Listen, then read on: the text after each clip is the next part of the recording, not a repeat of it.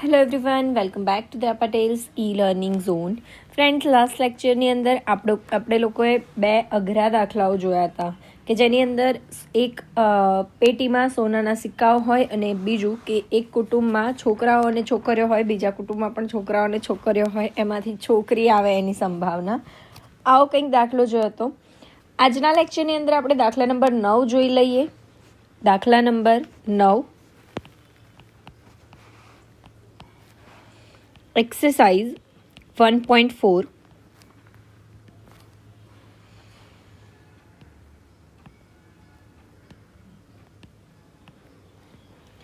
Exercise 1.4ની અંદર દાખલા number 9માં કંઈક એવું કીધેલું છે કે એક બોક્સમાં 10 આઈસ્ક્રીમના કોન છે, જે પૈકી 3 કોનનું વજન નિયત વજન કરતાં ઓછું છે અને બાકીના 7નું વજન નિયત વજન કરતાં બરાબર છે.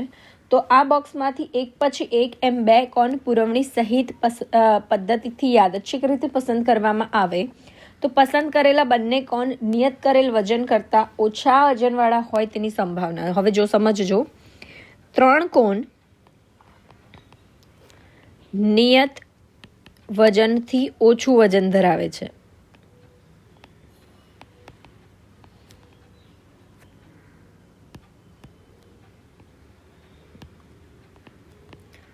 બરાબર છે. જ્યારે 7 કોન નિયત વજન જેટલું વજન ધરાવે છે. બરાબર. તો ટોટલ આપણી પાસે 10 કોન છે. 10માંથી એક પછી એક પુરવણી સહિત અંડરલાઈન કરી દેજો, એક પછી એક, એટલે n બરાબર આવું થશે. પહેલાં 10માંથી એક સિલેક્ટ કર્યું, એને પાછું મૂકી દીધું જોઈને, અને પછી પાછું 10માંથી બીજું સિલેક્ટ કર્યું. એક પછી એક કીધું છે એટલા માટે આવું કરવું ફરજિયાત છે. હવે 10c1 એટલે 10 ઇન્ટુ 10c1 10 100 એમ બરાબર આવું કરીશું, કેમ કે આપણને કીધું છે કે નિયત વજનથી ઓછું વજન આવે તેની સંભાવના. તો પહેલો જે છે એ 3માંથી પહેલો આવ્યો, એને આપણે પાછો રાખી દીધો કેમ કે પુરવણી સહિત છે માટે આપણે એને પાછો રાખી દીધો. ફરી પાછા પસંદ કર્યા કોન, તો ફરી પાછો એ 3માંથી જ આવ્યો, એટલે 3c1 ઇન્ટુ 3c1 3 ઇન્ટુ 3 9. તો ઘટના એ બરાબર પસંદ કરેલ કોનનું વજન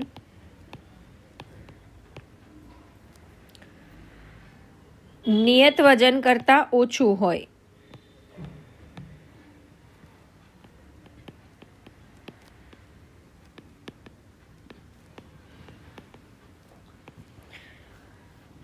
તો P of A is equals to m by n is equals to 9 by 100 is equals to 3 by 50.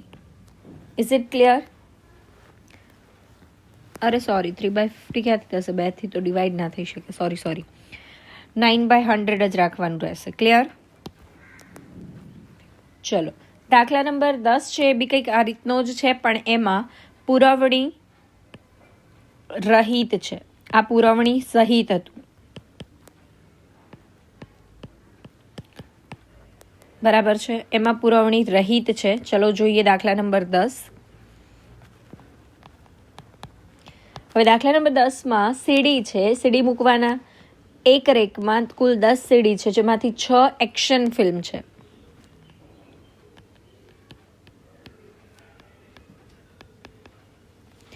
અને 4 ડ્રામા ફિલ્મ છે.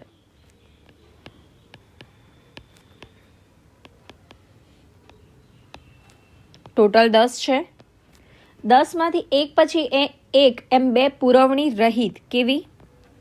પુરવણી રહિત એટલે પહેલી સિલેક્ટ થઈ એ હવે બીજી વાર સિલેક્ટ થવાના ચાન્સીસ નથી. બરાબર. તો ખાસ ધ્યાન રાખજો, n બરાબર પહેલી 10માંથી સિલેક્ટ કરી એને પાછી મૂકવાની નહીં, એટલે બીજી 9માંથી સિલેક્ટ થશે. 10c1 10 9c1 9 90. ઘટના એ આપણે કહીએ. શું કીધું છે? તો કે પસંદ થયેલ સીડીમાં પ્રથમ એક્શન હોય અને બીજી ડ્રામા ફિલ્મ હોય તેની સંભાવના. પ્રથમ સીડી, એક્શન ફિલ્મ,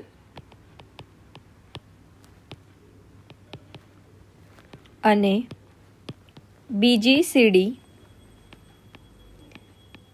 ડ્રામા ફિલ્મ હોય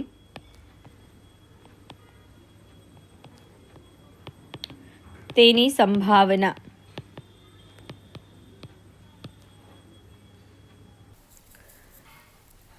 તો એમ બરાબર પહેલી 6માંથી આવે, બીજી 4માંથી આવે. 6 × 4 એટલે કહેવાશે 6 ચોક 24. તો તમારો જવાબ જે છે એમાંથી આપણે કોમન કાઢીએ 90 અને 24. P of A is equals to m by n is equals to 24/90. તો કોમન શું નીકળશે? 6 કોમન કાઢીએ. 6 ચોક 24, 15 × 90 એટલે 4/15 તમારો જવાબ આવશે. ક્લિયર છે? ચલો ફટાફટથી જોઈ લઈએ દાખલા નંબર 11. એટલે આ જે એક્સરસાઇઝ છે એ આપણી ફિનિશ થશે 1.4. દાખલા નંબર 11માં આપણને કીધું છે 2 સમતોલ પાસા એક સાથે ઉછાળવામાં આવે તો. હવે એનો આપણે જ્યારે પણ સમતોલ પાસા સાથે ઉછાળવામાં આવે તો નિદર્શ અવકાશ લખી જ દેવાનો.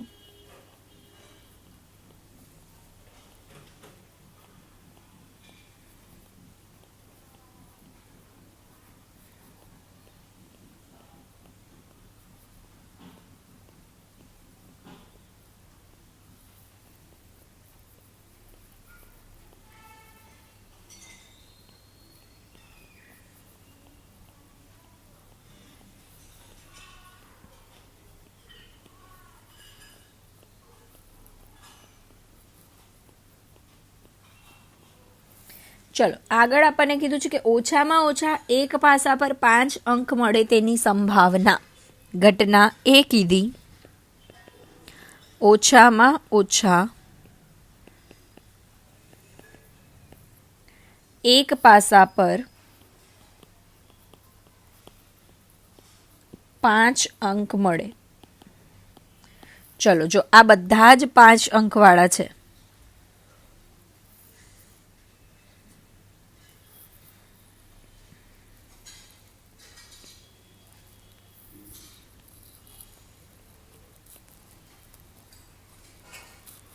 બરાબર. કેટલા છે ટોટલ? 6. બીજું આ બધામાં પણ 5 અંક દેખાય છે. કેટલા થયા ટોટલ? 11. એટલે P of A બરાબર 11/36. ક્લિયર થયું? ઓછામાં ઓછા એક એટલે 2 પર હોય તો ચાલે. ક્લિયર? ચલો ઘટના બી.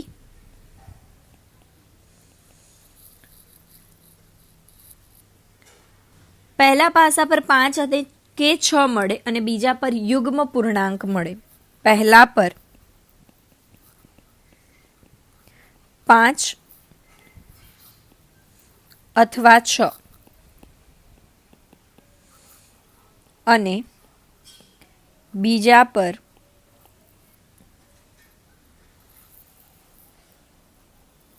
પર યુગ્મ પૂર્ણાંક મળે.